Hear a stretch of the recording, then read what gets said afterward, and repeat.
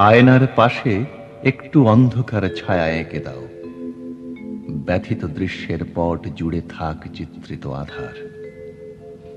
দেয়ালের ছবিটাকে একটু সরাতে হবে ভাই।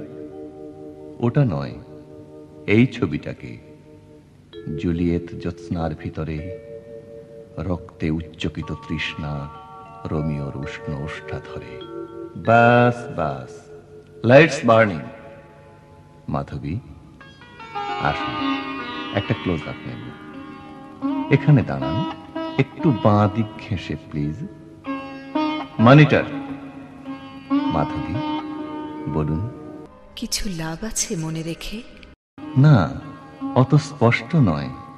আর একটু নির্জন স্বরে, নিজের আত্মার সঙ্গে কথোপকথন।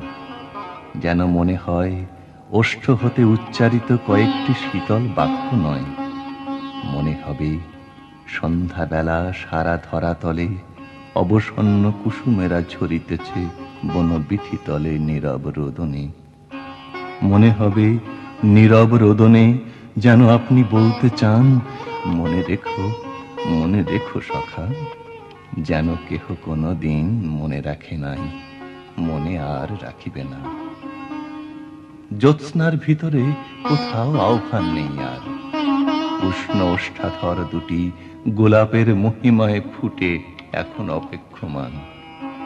কবে পাখি বলে যাবে রাত্রি হলো অবসান বনবিথি তলে। দৃষ্টি আরো নত হবে। সম্মুখে কোথাও কোনো দেখিবার মতো দৃশ্য নাই।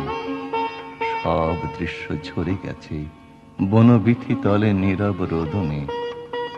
নিবন্ত ধূপের সাদা ছাই, রজনী পোয়ানো কিছু মৃত গোলাপের দীর্ঘশ্বাস, হাঁ করা নেকড়ের মুখে দগ্ধ সিগারেট, এইটুকু দৃশ্য শুধু পড়ে আছে কাঠের টেবিলে। Lights burning. মাধবী, মেকআপ। আলো, এবার টেকিং।